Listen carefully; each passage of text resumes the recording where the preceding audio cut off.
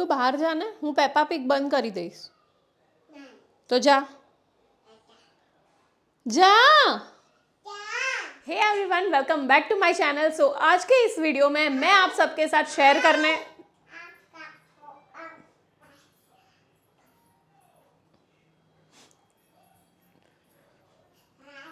चलो હું Peppa pig બંધ કરવા જાઉં છું. ચલો ના ના હું બંધ જ કરી દઉં. જા.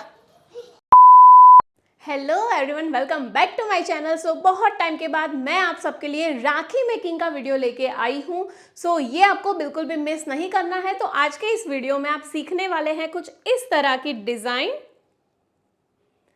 जो कि बहुत ही ज़्यादा सुंदर है. ये सेम डिज़ाइन का कॉन्सेप्ट यूज़ करके आप 4 लेयर 6 लेयर की भी राखी बना सकते हैं. अब से मैं हर वीक में सिर्फ एक बार तो मैं राखी मेकिंग का वीडियो शेयर करने ही वाली हूँ रक्षाबंधन आने तक. सो आपको राखी मेकिंग की पूरी सीरीज देखनी है तो नीचे आपको कमेंट बॉक्स में लिखना है मोर राखी मेकिंग. तो और ज़्यादा वीडियोस मैं आपके लिए लेके आने वाली हूँ और बहुत ज़्यादा बातें नहीं करते हैं और इस वीडियो को हम शुरू करते हैं. तो चलिए स्टार्ट करते हैं.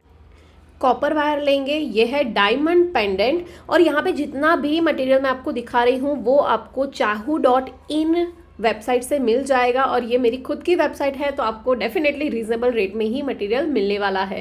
तो बिल्कुल भी मिस मत करना, लिंक भी मैं डिस्क्रिप्शन में दे दूँगी. सो नाउ सबसे पहले हम कुंदन लेंगे. ये कुंदन लेंगे और सबसे पहले मैं आपको बता दूं कि ये पूरी राखी हम कॉटन थ्रेड का यूज़ करके ही बनाने वाले हैं.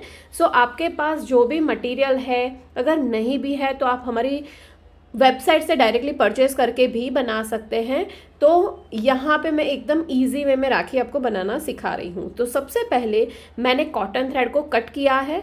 ये कॉटन थ्रेड मैंने सेम 2 थ्रेड सेम साइज़ के मैंने कट किए हैं. अभी आप खुद देखो कि डायरेक्ट आप डोरी किसी भी चीज़ में एंटर करते हो तो डोरी एकदम इजीली नहीं निकलती. इसीलिए हम सुई धागे का यूज़ ना करके यहाँ पे कॉपर वायर का यूज़ कर रहे हैं. ये 0.4 mm का कॉपर वायर मेरे पास है. इसको मैंने थोड़ा सा कट किया, यू शेप में फोल्ड किया और ऐसे डोरी इसके अंदर हम डाल देंगे. वो क्यों डालेंगे वो आगे आपको पता चल जाएगा. तो इस तरह से हम करने वाले हैं, ठीक है. नाउ ये जो कॉपर वायर है उसको मैं टर्न कर रही हूँ, राउंड राउंड घुमाएंगे ताकि एक पतली सी वायर हमें मिले. नाउ ये हमने इसलिए किया है क्योंकि हम सुई धागे का यूज़ नहीं करेंगे और सारे मोती इजीली अंदर चले जाएं, इसीलिए, ठीक है. सो इस तरह से एकदम पतला तार आपको दिखेगा. तो ये कुछ इस तरह से आएगा. नाउ सबसे पहले हम दोनों एंड में जो डिज़ाइन है वो सबसे पहले कुंदन है. तो यहाँ पे मैं इजीली एकदम सिंपल वे में यहाँ से कॉपर वायर को डालूँगी. एग्जैक्ट सामने वाले होल में से निकालना है इस तरीके से. अभी आप खुद सोचो कि अगर आपने डायरेक्टली डोरी डाली होती वो नहीं निकलती इजीली. तो ये हमारा काम बहुत इजी कर देता है, ठीक है. नाउ मैं एक साइड का धागा तो मैंने निकाल दिया है. नाउ दूसरी साइड भी हम ऐसे ही धागा निकालने वाले हैं, ठीक है. तो सेम चीज़ मैं दूसरी साइड भी इसी तरह से कॉपर वायर इसके अंदर डालूंगी. नाउ कॉपर वायर को हम राउंड राउंड घुमा देंगे और दूसरी भी साइड हम इस तरह से एग्जैक्ट उसके कुंदन के एग्जैक्ट बाजू वाले होल में से मैं इस तरह से पास करूंगी ताकि कुछ इस तरह से बन जाए. ये ध्यान से देखिए. नाउ दोनों कॉपर वायर को खींच लेंगे इजीली. तो ये हमारा जो राखी है वो एक साइड से लॉक हो गया. ओके. नाउ ये दोनों धागों को मैं अलग कर दूंगी कुछ इस तरीके से. नाउ मैं यहाँ पे 2 लेयर की राखी बना रही हूँ. आप 4 लेयर 5 लेयर 6 लेयर जितनी भी लेयर्स बनाना चाहो उतने धागे आपको इंसर्ट करने पड़ेंगे. मैंने तो एक बहुत बड़ा धागा लिया और 2 मैंने लगा दिए, ठीक है. सेम कॉन्सेप्ट का यूज़ करके आप 4 5 6 7 जितनी लेयर बनाना चाहो उतना बना सकते हैं. नाउ मैं मोती भरना स्टार्ट कर रही हूँ. ये मैं इसीलिए नहीं दिखा रही हूँ ताकि ये मोती भरना बहुत लॉन्ग प्रोसेस होता है, इसीलिए मैं स्किप कर रही हूँ. नाउ ये सारे मोती भरने के बाद इसी के अंदर मैं ये डायमंड पेंडेंट डाल रही हूँ. और ट्रस्ट में ये जब हमारे सामने होता है तब बहुत ही ज़्यादा ब्यूटीफुल लगता है.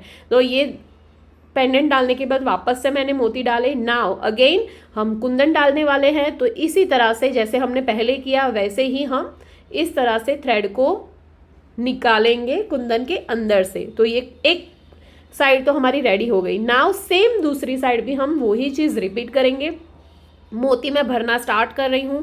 सारे मोती भरने के बाद वो कॉपर वायर को हम वही पेंडेंट के अंदर से इसी तरह से निकालेंगे। सिंपल प्रोसेस है। नाउ मैं यहाँ पे जितना भी अटैच करती जाती हूँ मैं ध्यान रखती हूँ कि कुछ लूज ना रहे, मोती परफेक्ट हो, कम ज़्यादा ना हो, सेम मोती ही हमें लेने हैं। नाउ यहाँ पे उसके एग्जैक्ट बाजू वाले होल में से मैं इस तरह से कॉपर वायर को डालूंगी। सेम सामने के होल में से कॉपर वायर को इस तरह से हम निकालेंगे। ये देखिए कुछ इस तरह से आएगा। ओके, नाउ यहाँ पे थोड़ा दबाने के बाद मैं अभी प्रॉपरली आपको दिखा रही हूँ, तो ध्यान से देखिए। अभी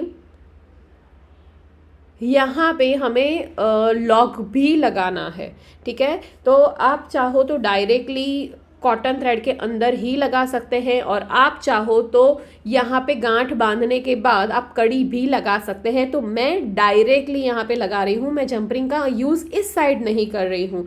तो यहाँ पे एक धागा मैंने लिया, एक धागे के अंदर ये लॉबस्टर लॉक मैं लगा रही हूँ। लॉबस्टर लॉक इसलिए क्योंकि ये लॉक अच्छा रहता है, ब्रेसलेट या राखी आपका इजीली नहीं निकलता, तो इसीलिए लॉबस्टर लॉक लगाना चाहिए। तो इस तरह से करने के बाद अब मैं गांठ बांधूंगी।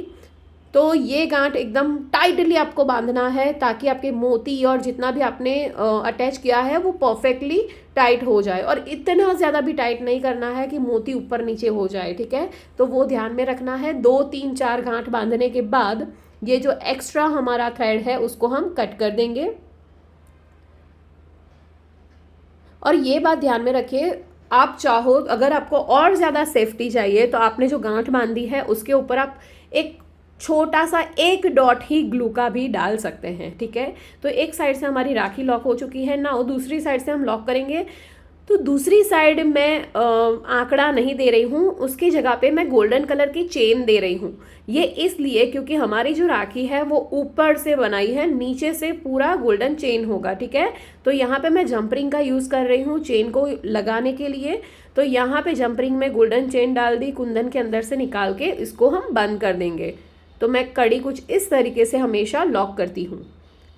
ये एकदम परफेक्टली होना चाहिए क्योंकि निकलना नहीं चाहिए कभी भी। तो ये हमारी ब्यूटीफुल सी राखी रेडी हो चुकी है।